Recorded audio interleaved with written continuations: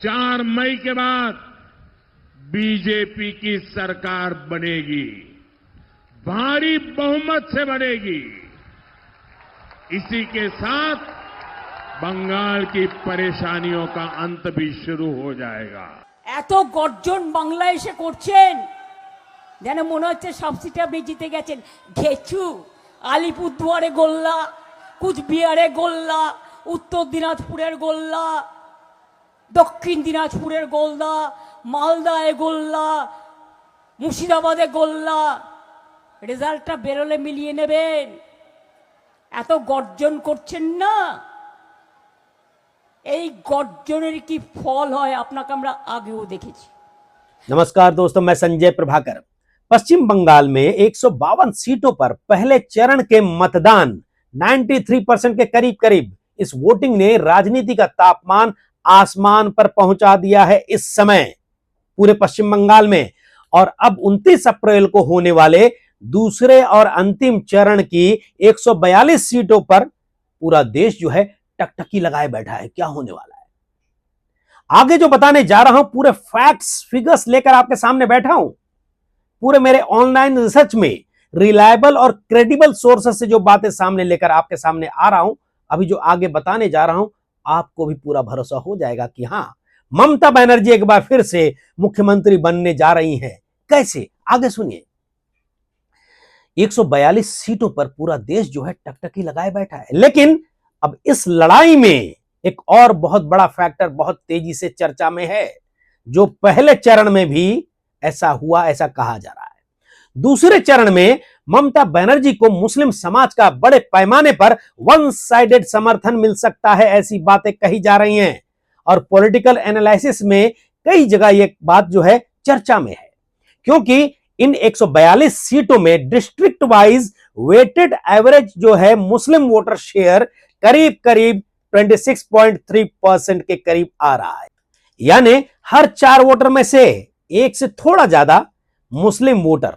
और अगर इतना बड़ा सोशल ब्लॉक ट्रैक्शन वोटिंग करता है तो कई मार्जिनल सीटों का गणित जो है बदल सकता है। यही वजह है कि पॉलिटिकल एनालिसिस जो कर रहे हैं, जो जानकार हैं, ऐसे कई लोगों का मानना है कि NRC, CAA, voter list anxiety और एसआईआर कंट्रोवर्सी के बीच मुस्लिम वोट जो है बड़े पैमाने पर तृणमूल कांग्रेस की तरफ, ममता बनर्जी की तरफ कंसोलिडेट हो सकता है। जिस तरीके से यह भी कहा जा रहा है कि पहले चरण में भी ऐसा ही हुआ है। बहरहाल रिजल्ट बताएगा कि आखिर ऐसा हुआ या नहीं।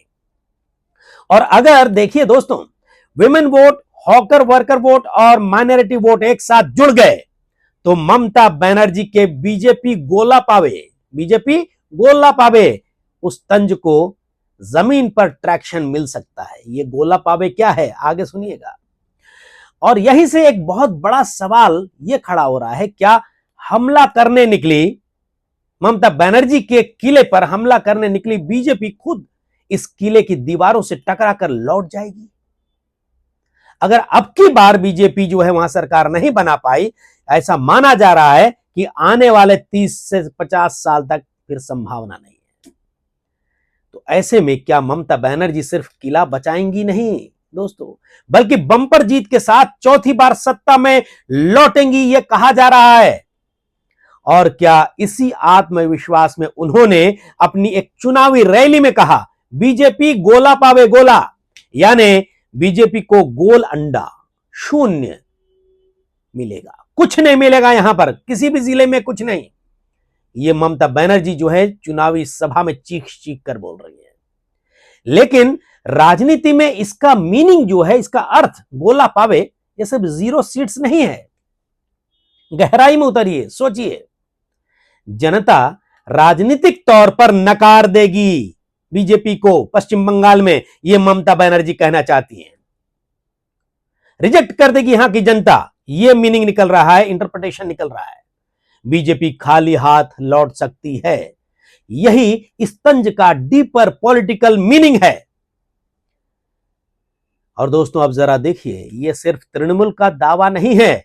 अलग अलग प्रतिष्ठित प्लेटफॉर्म्स पर भी, न्यूज प्लेटफॉर्म्स पर भी ममता बनर्जी की संभावित बढ़त या फिर स्ट्रक्चरल एडवांटेज की चर्चा हुई है। द इकोनॉमिक टाइम्स ने ममता बनर्जी के श्री फॉर्मूला यानी वेलफेयर आर्किटेक्चर को चुनावी गणित का सेंट्रल पिलर बताया है। कन्याश्री, सबूज साथी, स्वास्थ्य साथी और दूसरी टारगेटेड स्कीम्स को ममता की राजनीतिक पकड़ की असली रीढ़ बताया गया है। यानी सत्ता सिर्फ भाषण से नहीं, बेनिफिशियरी नेटवर्क से चलती है। और पश्चिम बंगाल में यह नेटवर्क ममता बनर्जी के पक्ष में ग्राउंड पर दिखाई दे रहा है, ये लोग कह रहे हैं, कई लोग, चर्चा भी हो रही है। एनडीटीवी ने ममतानॉमिक्स की एनालिसिस में लिखा है कि पिछले 15 सालों में पश्चिम बंगाल का प्रोडक्टिव कैपिटल एक्सपेंडिचर जो है 18 गुना और फिजिकल सेक्टर एक्सपेंडिचर 7 गुना बढ़ा। और स्टेट डेटा के हिसाब से पॉवर्टी इंडिकेटर्स में यानी कि गरीबी, इसके इंडिकेटर्स में गिरावट आई है, यानी कि गरीबों की संख्या कम हुई है, गरीबी काफी हद तक हटी है। इसका पॉलिटिकल मीनिंग निकल कर यह आ रहा है, इसका राजनीतिक अर्थ यह है कि ममता बनर्जी सिर्फ आइडेंटिटी पॉलिटिक्स नहीं कर रही हैं, बल्कि वेलफेयर प्लस डेवलपमेंट मॉडल को चुनावी हथियार बना रही हैं और मैदान में हैं। इकोनॉमिक टाइम्स ने पहले चरण की करीब करीब 93% से जो वोटिंग हुई है, उस वोटिंग को 2011 के बाद सबसे ऊंची पार्टिसिपेशन बताया। हालांकि सारे चैनल्स बता रहे हैं और सारे अखबार बता रहे हैं, लोग भी मान रहे हैं, यानी जनता घर से निकली है वोट डालने के लिए। और यह टर्नआउट सिर्फ चेंज वोट है, यह मान लेना जल्दबाजी होगी दोस्तों, जल्दबाजी होगी। जिस तरीके से इस टर्नआउट को देखकर बीजेपी उछल रही है कि हमारी सरकार बनने जा रही है, लेकिन यह बदलाव यानी चेंज वोट है, यह सोच लेना, मान लेना इस समय जल्दबाजी होगी। क्योंकि टाइम्स ऑफ इंडिया की एक रिपोर्ट बताती है, जो मेरे ऑनलाइन रिसर्च में बातें सामने आई है उसके मुताबिक, कि एसआईआर के बाद वोटर रोल घटने के बावजूद 2021 की तुलना में पहले चरण में 24 लाख ज्यादा लोगों ने वोट डाला है। इसका मतलब है कि लोग अपने वोट, अपनी पहचान और अपने अधिकार को लेकर असाधारण रूप से मोबिलाइज हुए, निकले घर से वोट डालने के लिए। और यही ममता के अधिकार बचाने वाले नैरेटिव को ऑक्सीजन दे रहा है, प्राण फूंक रहा है। और एनडीटीवी ने बंगाल विमेन वोटर्स पर भी यह संकेत दिया है कि पश्चिम बंगाल में महिला वोटरों का झुकाव लगातार टीएमसी की तरफ बढ़ा है। और यही वह फैक्टर है जिसे बीजेपी नेशनल लेवल पर समझ रही है, लेकिन पश्चिम बंगाल में पूरी तरह तोड़ नहीं पाई है, यह भी कहा जा रहा है। द फेडरल की एनालिसिस कहती है कि 65 से 70 कॉन्स्टिट्यूएंसीज रेजर थिन मार्जिन वाली हो सकती है, यानी कि फोटो फिनिश। और एसआईआर ने बैटलफील्ड, इस चुनावी युद्ध के मैदान को फिर से रीड्रॉ कर दिया है, फिर से बना दिया है। यानी मुकाबला सिर्फ हवा का नहीं है, booth, voter list, mobilization voters के और लोकल अरिथमेटिक का है, लोकल अरिथमेटिक का। और इन सब में तृणमूल कांग्रेस की, ममता बनर्जी के नेतृत्व में जो पार्टी है तृणमूल कांग्रेस की, उसकी लोकल मशीन को कम करके आंकना बहुत बड़ी भूल होगी दोस्तों। इस बात को हो सकता है कि अंदर अंदर भारतीय जनता पार्टी के रणनीतिकार, भारतीय जनता पार्टी के जो थिंक टैंक है, इसको सोच रहे होंगे और इसका तोड़ निकाल रहे होंगे, और दूसरे चरण की वोटिंग में कैसे काम किया जाए यह भी सोच रहे होंगे। टाइम्स ऑफ इंडिया में भारत के गृह मंत्री और बीजेपी के सबसे मजबूत नेताओं में से एक, बुलडोजर नेताओं में से एक, और बीजेपी के चाणक्य कहे जाने वाले अमित शाह का दावा भी आया कि बीजेपी पहले चरण में, जो कि 152 सीटों पर वोटिंग हुई है, उसमें से 110 सीट जीत सकती है, और दूसरे फेज में मार्जिन्स बढ़ेंगे काफी। लेकिन यही दावा ममता कैंप के लिए भी उल्टा पॉलिटिकल फ्यूल बन रहा है, ऐसा माना जा रहा है।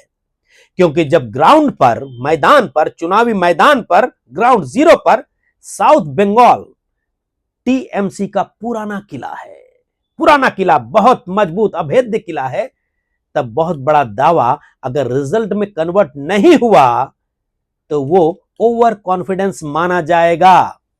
इसलिए यह कहा जा रहा है कि बीजेपी जो है ओवर कॉन्फिडेंट हो गई है, क्योंकि 142 सीटों पर जहां पर मतदान होना है 29 तारीख को दूसरे चरण में, वो स्ट्रॉन्ग होल्ड है वहां पर ममता बनर्जी का। अब जरा जमीन पर आइए दोस्तों, जमीन पर थोड़ा नीचे देखते हैं। 29 अप्रैल को जिन इलाकों में वोटिंग है वो सिर्फ middle class drawing room politics वाले इलाके नहीं हैं। ये कोलकाता, हावड़ा, नॉर्थ 24 परगना, साउथ 24 परगना, हुगली, नादिया और पूर्व बर्धमान के ऐसे हिस्से हैं जहां मजदूर class, domestic workers, railway side छोटे दुकानदार, हॉकर्स, रेहड़ी पटरी वाले, फुटपाथ पर जूता चप्पल, कपड़ा, फल सब्जी, चाय नाश्ता, मोबाइल एक्सेसरीज, सस्ती हाउस होल्ड आइटम्स बेचने वाले लाखों परिवार रोज की कमाई पर जिंदा हैं। अगर आप कोलकाता जाते हैं, हावड़ा जाते हैं और इन इलाकों में जहां वोटिंग होने जा रही है 29 अप्रैल को दूसरे चरण की, आप देख सकते हैं वहां पर एग्जैक्ट संख्या जो है पूरे बताना बड़ा मुश्किल है, लेकिन पूरे 142 सीटों के लिए सरकारी तौर पर उपलब्ध नहीं है कि ये कितने लोग हैं यहां पर फुटपाथ पर और मजदूर ऐसे वर्ग के लोग। लेकिन कोलकाता अलोन के हॉकर डेटास के जो तस्वीर समझिए, कोलकाता अलोन के हॉकर्स जो डेटा आए हैं उसके हिसाब से बता रहा हूं।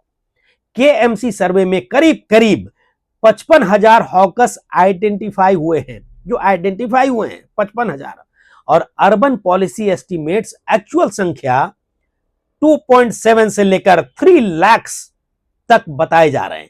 यानी अगर परिवार जोड़ेंगे, दुकान तो भाई एक दो जन नहीं लगाएंगे परिवार के, लेकिन अगर परिवार जोड़ ले उस दुकानदार के या छोटे मोटे जो बिजनेस करते हैं उनके, तो सिर्फ ये दुकानदार नहीं, लाखों पेट, यानी कि पेट पूजा, लाखों पेट, लाखों वोटर्स की इकोनॉमी है दोस्तों।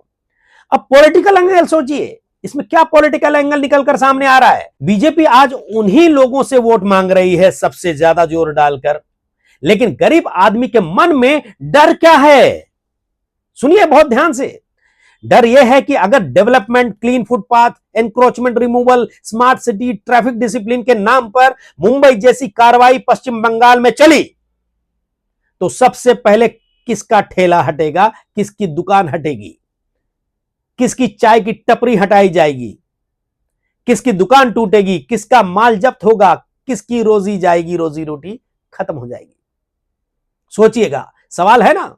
पश्चिम बंगाल का फुटपाथी दुकानदार टीवी पर मुंबई देख रहा है, मुंबई में जो कार्रवाइयां हो रही हैं, ऑटो रिक्शा वाला केस भी सभी देख रहे हैं कि मराठी अगर आप नहीं जानते हैं बोलना और लिखना पढ़ना तो आपका परमिट कैंसिल हो जाएगा। यह अभी हंगामा हो रहा है महाराष्ट्र में, अखबार पढ़ रहा है, वहां के लोग जो हैं अखबार पढ़ रहे हैं पश्चिम बंगाल के, टीवी देख रहे हैं, न्यूज देख रहे हैं, सोशल मीडिया भी देख रहे हैं, और उससे हो सकता है उन्हें डर लग रहा हो कि अगर बंगाल में भी वही clean up model Mumbai Maharashtra वाला आया तो उसका घर कैसे चलेगा, है ना सवाल।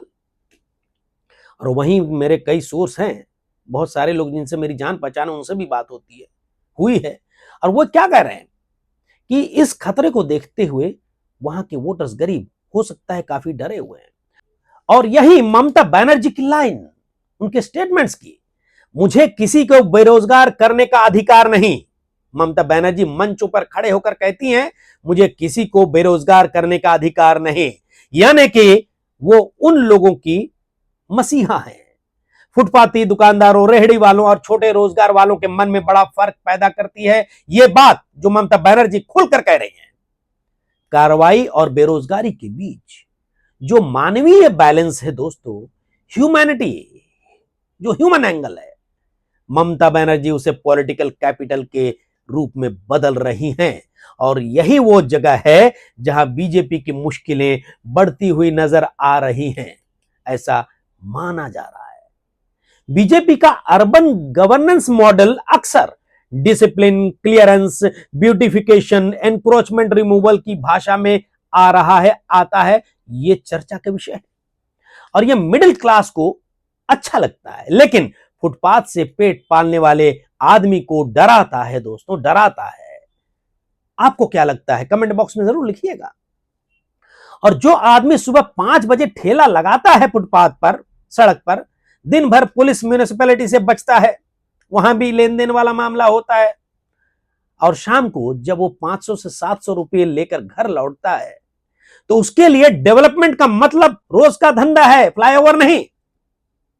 उसके लिए क्लीन सिटी का मतलब अगर उसकी दुकान गायब होना है तो वो ऐसी सरकार क्यों चाहेगा? सोचिए, वो ऐसी सरकार चाहेगा जो उसे रेगुलेट करे, उसे कमाने दे, उसे उजाड़े नहीं, और जो सर्वे करे पर बुलडोजर ना चलाए। सर्वे करे पर बुलडोजर ना चलाए, उसको हटाए नहीं, कमाने दे। पापी पेट का सवाल है, पापी की बात नहीं है। पेट की वजह से बहुत लोग क्या से क्या नहीं कर लेते, पर रोजगार खत्म न करे ऐसी सरकार चाहिए। और ममता बनर्जी इस सेंटिमेंट को समझती हैं ऐसा कहा जा रहा है। इसलिए मजदूर क्लास, घरेलू कामगार, रिक्शा टोटो चलाने वाले, रेहड़ी वाले, market side hawkers, railway station के आसपास छोटे विक्रेता, ये सारे तबके तृणमूल कांग्रेस के लिए साइलेंट कुशन बन सकते हैं, यह माना जा रहा है। अब इसी को पहले चरण की भारी वोटिंग से जोड़कर देखना चाहिए हमें। इकोनॉमिक टाइम्स की वोट यात्रा वाली रिपोर्ट बताती है कि डोमेस्टिक हेल्पर्स बड़ी संख्या में पश्चिम बंगाल लौटे, देश भर से अलग अलग क्षेत्र से वोटिंग के लिए लौटे। इसका मतलब यह है कि मजदूर और कामगार वर्ग अपने वोट को बहुत गंभीरता से ले रहा है। इसमें एसआईआर वाला भी एंगल है।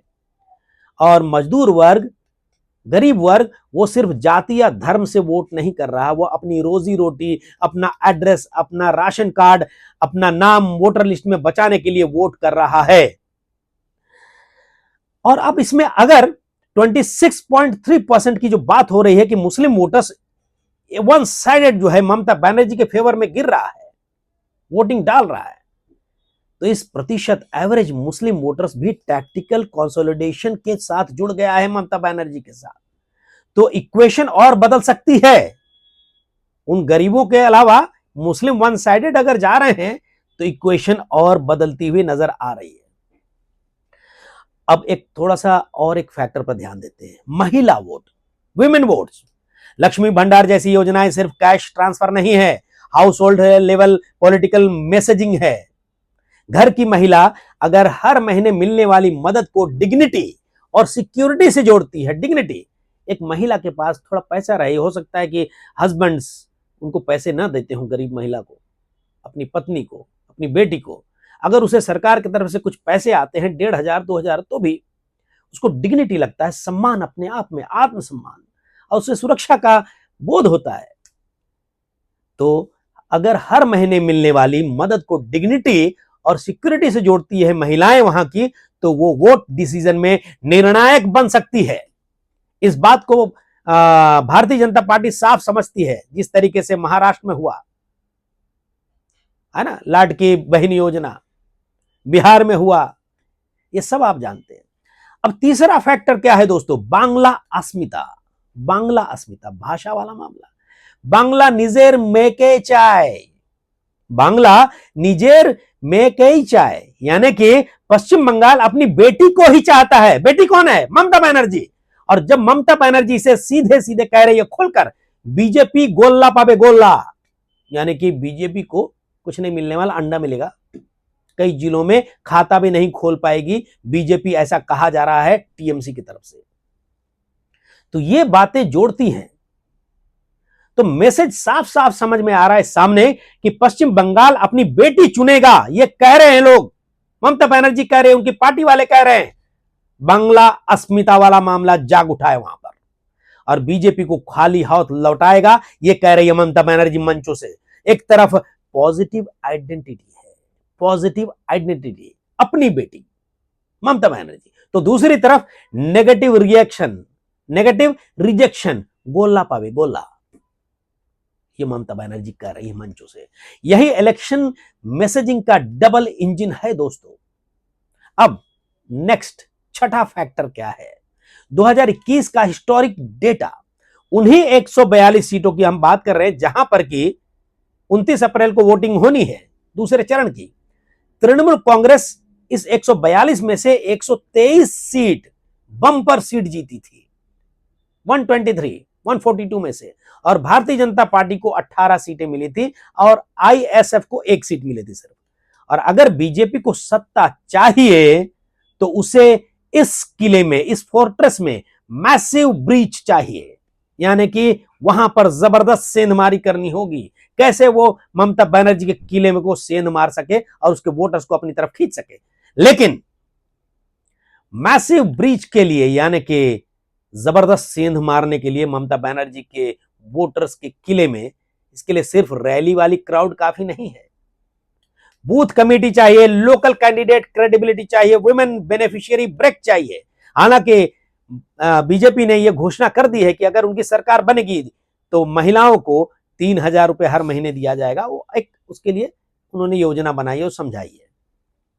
लेकिन यहां पर विमेन बेनिफिशियरी ब्रेक करना होगा, माइनॉरिटी कंसोलिडेशन को तोड़ना होगा कि वन साइडेड जो मुस्लिम वोट जा रहे हैं, ऐसा कहा जा रहा है, उसमें सेंध लगानी होगी। क्या मुस्लिम टूटेंगे? बीजेपी पर भरोसा करेंगे? हालांकि बीजेपी कह रही है और कई लोग कह रहे हैं बीजेपी से जुड़े हुए लोग कि जो समाज है, मुस्लिम समाज हो, जो भी हैं, गरीब हैं, वो अच्छा प्रशासन चाह रहे हैं, उनको नौकरी चाहिए, रोजगार चाहिए, डेवलपमेंट चाहिए। लेकिन यह भी कहा जा रहा है कि बीजेपी पर मुस्लिम समाज को, मुस्लिम समाज के बड़े धड़े को भरोसा नहीं है। तो दोस्तों, हॉकर वर्कर फियर दूर करना होगा। बीजेपी ये कर पाएगी क्या? जिस तरीके से मुंबई की घटनाएं हो रही हैं, फुटपाथ साफ किए जा रहे हैं और रिक्शा वाली की घटना आपको मालूम है, ये सारे काम एक साथ आसान नहीं है भारतीय जनता पार्टी के लिए। इसलिए ममता बनर्जी कैंप कह रहा है कि 1, 2, 3 का आंकड़ा घटेगा नहीं, बढ़ेगा। अब भवानीपुर, जहां से इस बार ममता बनर्जी एक बार फिर से मैदान में है और उनके सामने है शुभेंदु अधिकारी, अब बदला और प्रतिष्ठा दोनों दांव पर है। ममता बनर्जी का grass root outreach, high rise meetings, non Bengali voters, ये सारी बातें जो अलग अलग पॉइंट से दोनों आमने सामने, ये बता रहा है कि ममता जो है, Mamata Banerjee broader urban coalition पर काम कर रही है। अब बीजेपी की स्ट्रेटेजी, आरजीकर केस की पीड़ा, बलात्कार and murder, law and order, Mamata Banerjee के राज में उस पर सवाल, anti incumbency, strong central leadership, ये सारी बात करके बीजेपी मैदान में है। ये सब बीजेपी के हथियार हैं। लेकिन सवाल है, क्या ये हथियार गरीब की रोजी की चिंता है, महिला वेलफेयर की सिक्योरिटी और 26.3% एवरेज मुस्लिम वोट के पॉसिबल कंसोलिडेशन और पश्चिम बंगाल की अस्मिता के सामने पर्याप्त हैं क्या? जिन मुद्दों को लेकर बीजेपी मैदान में उतरी है, वहां के लोग जो हैं बीजेपी के लोगों को नहीं चाह रहे हैं। यहां पश्चिम बंगाल की निजेर बेटी, निजेर में कौन है? ममता बनर्जी। इस बात को लेकर, बांग्ला अस्मिता को लेकर मैदान में कूद पड़ी हैं ममता बनर्जी। और यही ग्राउंड है, यही सवाल है और यही ममता के पक्ष में साइलेंट करंट बना सकते हैं। अब आखिरी पॉलिटिकल सिंथेसिस की बात करते हैं। 29 अप्रैल की 142 सीटों में लड़ाई 3 स्तरों पर है दोस्तों। सबसे ऊपर मोदी शाह बनाम ममता बनर्जी, बीच में वेलफेयर बनाम पोलराइजेशन और सबसे नीचे रोजगार बनाम क्लियरेंस का डर। और अब चौथा डायमेंशन क्या है? माइनॉरिटी टैक्टिकल कंसोलिडेशन, यानी कि मुस्लिम वोट्स। और इन चारों में ममता बनर्जी के पास एक कोहेरेंट स्टोरी है। कोहेरेंट, मैं आपकी बेटी हूं, मैं आपके अधिकार को बचाऊंगी, मैं वेलफेयर दूंगी, मैं आपको बेरोजगार नहीं होने दूंगी, ये ममता बनर्जी कह रही हैं। और पश्चिम बंगाल के वोटर्स को, गरीबों को, रोजगार जो रोड पे कर रहे हैं, सड़क पे कर रहे हैं, उनको क्या चाहिए? ये मैसेज अगर ग्राउंड पर बैठ गया तो सोचिए क्या होगा। बीजेपी के लिए दक्षिण बंगाल में, साउथ बंगाल में सेंध लगाना बड़ा मुश्किल हो जाएगा, यह कहा जा रहा है। इसलिए दूसरे चरण की वोटिंग सिर्फ सत्ता बदलने की वोटिंग नहीं है, ये रोजी रोटी, पहचान, वेलफेयर और बांग्ला अस्मिता की वोट की बात है। और अगर फर्स्ट फेज की करीब करीब 93% की जो वोटिंग हुई है, तो सचमुच अधिकार बचाने वाली मोबिलाइजेशन अगर निकली, और अगर दूसरे फेज में women, hawkers, workers, minorities, beneficiaries और पश्चिम बंगाल के प्राइड की बात हो, एक साथ कंसोलिडेट हो गए, तो ममता बनर्जी सिर्फ किला बचाएंगी नहीं, किला फतह करेंगी। और तब साउथ बंगाल की दीवारें बीजेपी को क्या कहेंगी? यहां रैली की आवाज से ज्यादा रोजी रोटी की चिंता चलती है। यहां दिल्ली की ताकत से ज्यादा लोकल भरोसा चलता है, यहां बुलडोजर के डर से ज्यादा बेटी पर भरोसा चलता है, और यहां जनता ने ठान लिया तो बड़े से बड़ा कैंपेन भी गोला बन सकता है। गोला, जो ममता बनर्जी मंच पर खड़े होकर कह रहे हैं कि बीजेपी कई जिलों में गोला पावे। बहरहाल, इस खबर पर आप क्या सोच रहे हैं, जरूर आप कमेंट बॉक्स में लिखिएगा दोस्तों। नमस्कार।